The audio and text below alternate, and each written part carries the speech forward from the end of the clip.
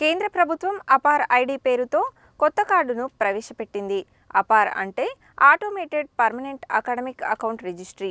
ఇది పూర్తిగా విద్యా అవసరాల కోసం ఇచ్చే గుర్తింపు కార్డు. అపార్తో తలెత్తుతున్న ఇబ్బందులపై స్టోరీ. ఈ ఆపార్ కార్డును నవజాత శిశువుల నుండి పెద్దల వరకు జారీ చేస్తారు. అయితే మైనర్ పిల్లలకు ఈ కార్డు పొందడానికి తల్లిదండ్రుల సమ్మతి తప్పనిసరి. ఈ ఆపార్ కార్డు ప్రతి బిడ్డకు వారి తల్లిదండ్రుల సమ్మతితో మాత్రమే జారీ చేస్తారు.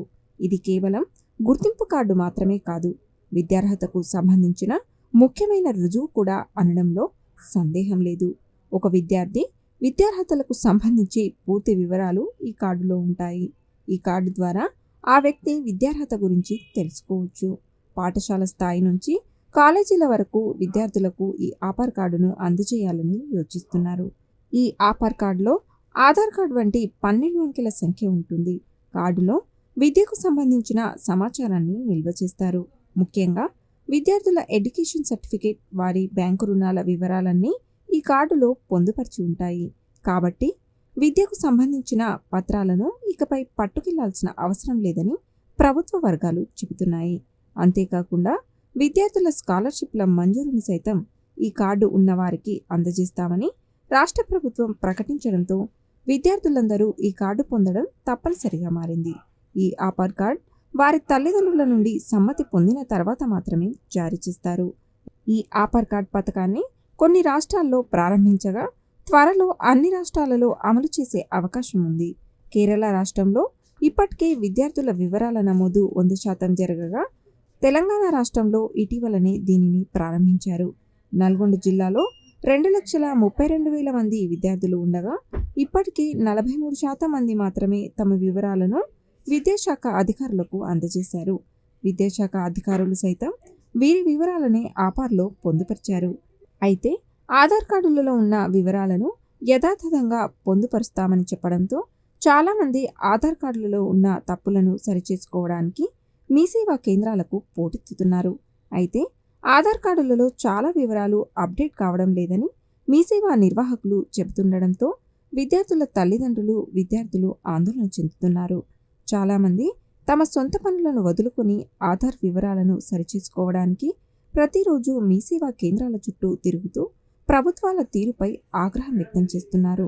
ఆధార్ వివరాలు సంపూర్ణంగా ఇవ్వాలని కోరుతున్న కేంద్ర ప్రభుత్వం ఆధార్ కార్డులలోని తప్పులను సరిచేసుకునే అవకాశం ఎందుకు ఇవ్వడం లేదని ప్రశ్నిస్తున్నారు.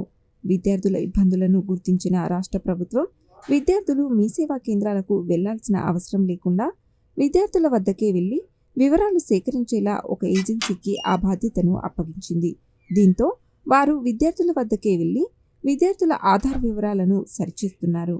ఆధార్ కార్డులోని తప్పులను సరిదిద్దే ప్రక్రియ పూర్తయితే ఆపార్లో పొందుపరిచే వివరాలు కూడా 100% పూర్తయ్యే అవకాశం ఉంది. మీ సేవ దగ్గర ఆధార్ కార్డు అప్డేట్ కోసం వస్తే అప్డేట్ కావట్లేదని చెప్తున్నారు. ఇది 10-20 రోజుల నుంచి ఇట్లా జరుగుతుంది. ఒకటి డాక్యుమెంట్ కూడా కరెక్ట్గా ఇవ్వడం లేదని అంటున్నారు. డాక్టర్ గెజిటెడ్ సైన్ పెట్టిస్తే అది మొత్తం ఏదో పచ్చంకితో రాయాలంటారు. మాకు తెలియక మేము తీసుకొని వచ్చినాం.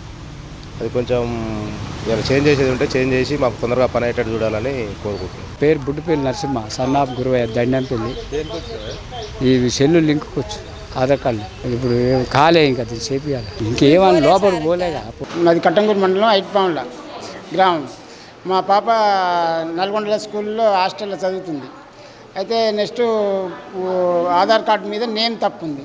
నేమ్ తప్పు ఉందని పోతే బర్త్ సర్టిఫికెట్ ఉన్నది. బర్త్ సర్టిఫికెట్ మీద కూడా ఇనిషియల్ లేదు, M1 ఉంది. మళ్ళీ అడిగిపోయి అప్లై చేసుకున్నాం. M1 అంటే మళ్ళీ వచ్చింది, ఫుల్ నేమ్ వచ్చింది.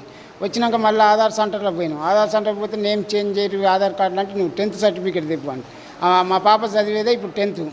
ఈ 10th సర్టిఫికేట్ తెమ్మంటే ఏడాది ఈ బర్త్ సర్టిఫికేట్ చెల్లదంటుంది. మళ్ళీ ఆఫీసులో చుట్టూ కట్టంగూరు పోతే నల్గొండ పోతే ఇవన్నీ తిరగలేక ఇబ్బందులు పడుతున్నాం. కాకపోతే కరెక్ట్ నిర్ణయం తీసుకోమని ఎక్కడికి పోవాలనేది మాకు అసలు అర్థం కావట్లేదు.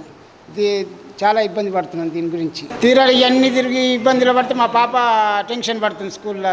ఈరోజు ఫీజులు కట్టుకోవడానికి లాస్ట్ డేట్ నీది కట్టడం అయిపోయింది, నీ డేట్ అయిపోయిందని వాళ్ళు అడగడం జరిగింది. ఇబ్బందులు పడుతున్నాం. 10th ఫీజు కడదామన్న వరకు ఇప్పుడు ఇది యాక్సెప్ట్ చేస్తలేదని చెప్తాను.